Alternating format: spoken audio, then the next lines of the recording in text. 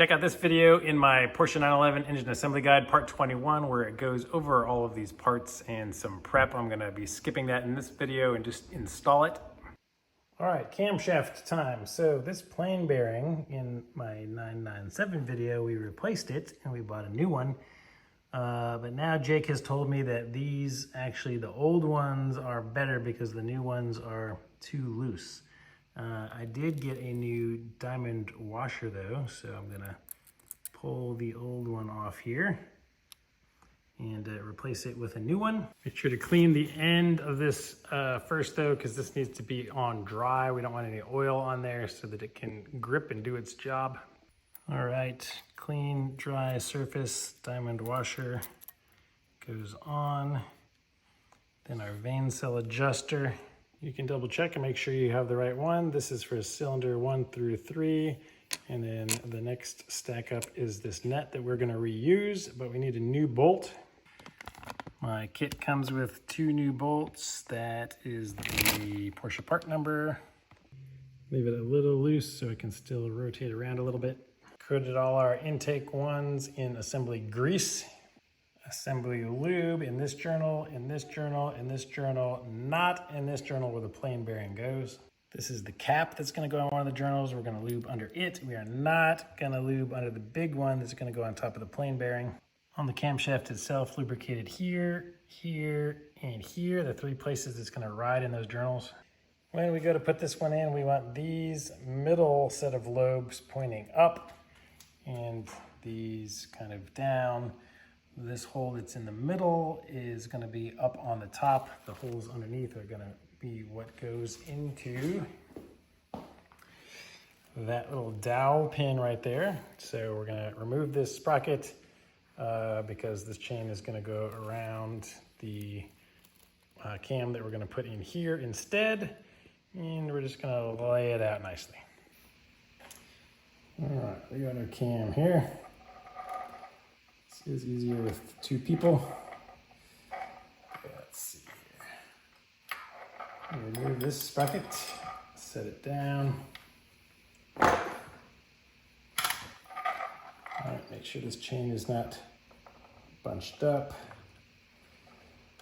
Put it over here.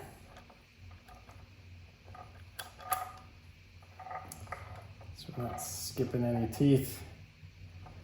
I'm gonna set our plain bearing down. We're gonna rotate it till it drops into place. All right, it is in the groove. And the rest of our cam is there. Ta-da, that's all there is. These are pointing mostly up.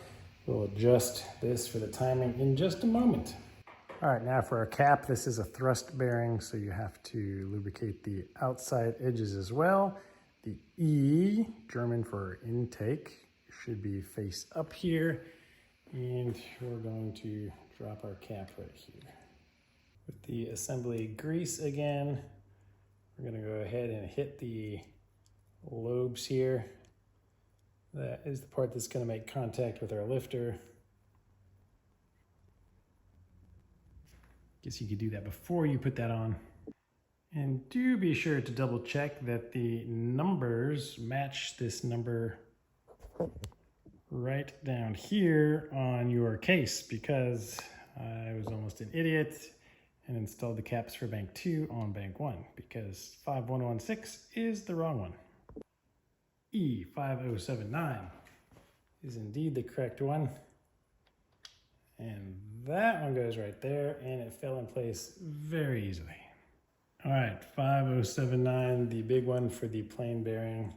Just double checking again, make sure that is locked into place as it should be. And it goes right there. And 3 of our shorter length screws go in here. 1 goes there. 2 in this cap. Remember, this one doesn't get installed yet because the chain guide is going to be there, and it is a longer bolt so that it can fit through both components. All right, those are just hand tight. We want them to be still loose, no torque. All right, now all 4 of these journals we lubricate. Come back with the assembly grease to hit all of these lifters.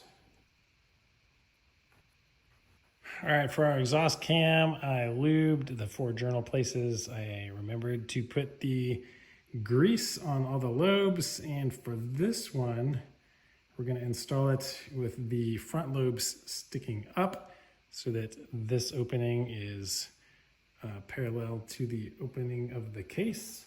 So it's going to sit in like this. But what we're going to need to do is get this chain. And that's why we have to leave that part loose so we can pull it and let the chain rotate some. All right. Angle him under here.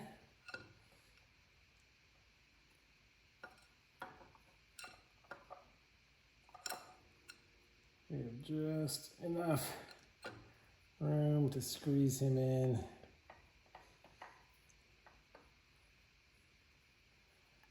And get these all lined up. All right, so it's gonna look something like that. All right, using our cam locking tool, we have this in the slots of both of these cams so they are in the correct position. All right, this cap A, 5079, faced up, lube the bottom of it, and we're gonna put it right here. All right, we've got A2, the next one over. It is a thrust bearing, so make sure you lube the sides as well as the bottom. Here. I can see that I need to slide the cam to the right a little bit to make it line up. All right, he's on there. I'm gonna take the bolts that came with these, and we're gonna hand tighten them down. And the one bolt that's the same length, the shorter one, is gonna go on the outside, down here at the bottom.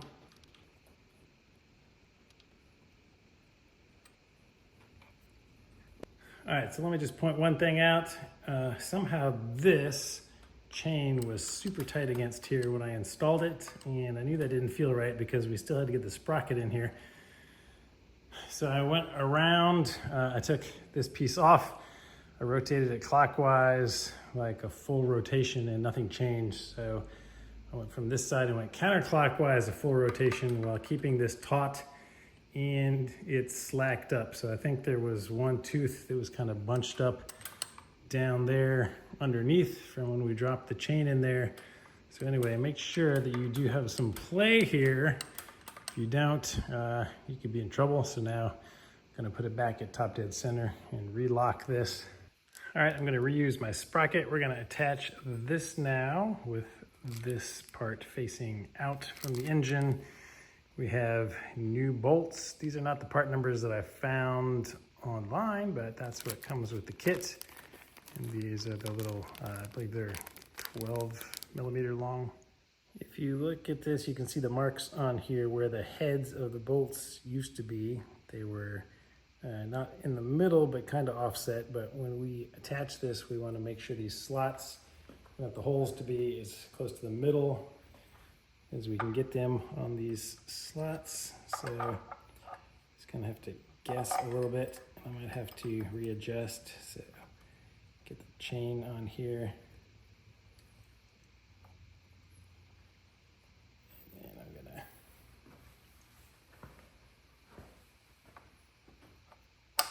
have to rotate it to slip on the head of this. And oh, I got lucky. So the first time my bolt holes are right in the middle. So I'm just gonna go ahead and put them on loosely by hand while making sure I do not drop them inside the case, because then I would be very sad.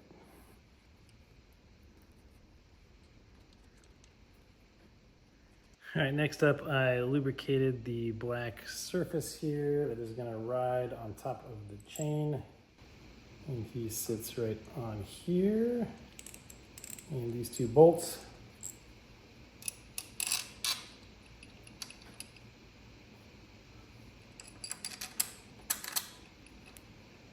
So those are the longer ones. All right, we got this bridge from our toolkit. We put it on here. We have two M6 by 40 millimeter bolts that I'm going to keep in my kit because that's the right length to hold this thing down. So we're just going to gently tighten this one a little bit. Just make sure our cam is flat if you're in top dead center.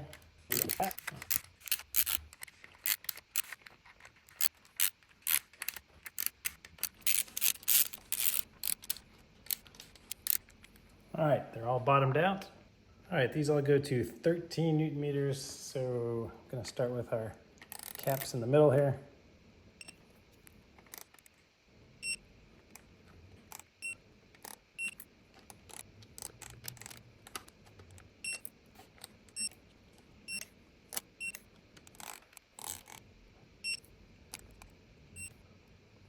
So next we're gonna go ahead and install the chain tensioner here for bank one. This is the part number for that. So it will apply the tension to the chain for us. We're not gonna torque it down. We are just putting it in there to keep pressure on it while we do the timing. We'll be removing it again later. This is what it looks like. You should replace them if you're rebuilding the engine. You can see it has 2 rings around it, and it came with a new green O-ring on it, and we'll be using a new crush washer. Although I'm not installing the crush washer at this time because, like I said, we're gonna remove it. First, we're gonna install the intermediate shaft tensioner. That's the one with the big spring that looks like this and has 1 ring on the end of it. So we're just gonna lubricate that spring a little bit and a little bit around the threads. We are just going to put this into place, and we're not going to torque it down or tighten it. It's just going to be used for the procedure that we're about to do for the cam timing. So I'm not even going to put in the crush washer. Just rotated the engine a little bit and it goes right in here. All right, got this lubed up. And you can see the paddle that we installed a long time ago. That's what's going to push on this to keep it tight. And you can see that you have to exert quite a bit of pressure on this and then start those threads. So not too bad. All right, so we're just gonna essentially put this in hand tight. All right, our bank one goes in here. You can see that it is pressing against our tensioner paddle here, and this one takes a lot more force to get it started threading. All right, just pressed with the palm and rotated. Again, we're just gonna do this one all the way hand tight. All right, we're gonna carefully remove all of these bolts using this fuel line trick again, so that we can unscrew them and not drop them down into our engine, because that would suck. Now I'm going to remove the pin. We're leaving this in place. Those heads can rotate freely, and we're gonna rotate this 360 degrees all the way back up to top dead center again, put the pin back in. So just make sure that is a little bit loose so that this can rotate freely without moving the crankshaft, and the bolts are gone, so this one will rotate without moving the crankshaft. All right, rotate here. And we can see our chains rotating up here.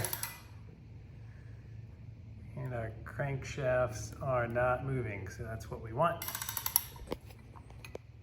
All right, pin is back in at top dead center. All right, now we got bank two facing up, and we're just gonna go and do the exact same procedure. Don't forget the O-rings. We're gonna start with those. Reusing the lifter carrier. This one got a full 30 minutes in the ultrasonic cleaner. Of course, make sure those 2 locating pins are still in it. Cleaned and reused the 11 bolts for the carrier. Put a little lube on the bottom of the threads. Torque them all back down to 10 Newton meters. All right, we're starting here.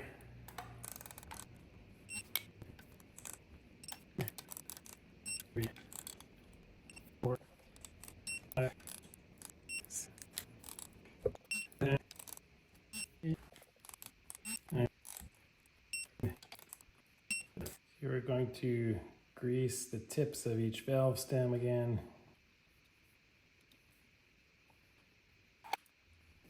And we're going to lubricate all of the walls in here again.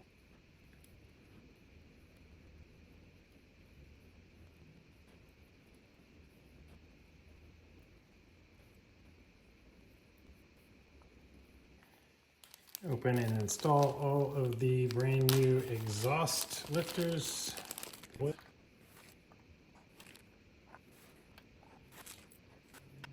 I'm going to reuse all my intake ones. So this was bank 2, intake, cylinder 5, number 1. So this one's going to go right here.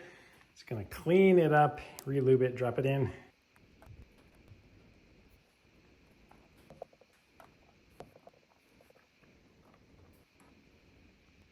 I'm going to wipe down the excess on the surface of all the lifters and apply the grease liberally. All right, I'm going to use an impact gun and a 16 millimeter to get this old one off because we're going to put a new bolt in it. All right, we lubricated the journals on the camshaft and under them and on the bottom of the caps. We put the grease on the tips of the lobes, tucked it under the chain. We got our 2 caps on here. Then we did the same thing for the exhaust cam. We tucked the head under that chain. We have our little half moons up on the top, so that's the right orientation. And I'm going to take another one of the tools and lock them in place. Then I'm going to go and start putting the bolts in the caps. All right, got the sprocket on. A couple of these just hand tight. All right, lubricated that surface and the end of the bolt. These all go to 13 Newton meters. All right, have you liked the video yet? If not, what are you waiting for? Thumbs up. Our cams are installed. We'll come back on the next one and we'll show you how to time them.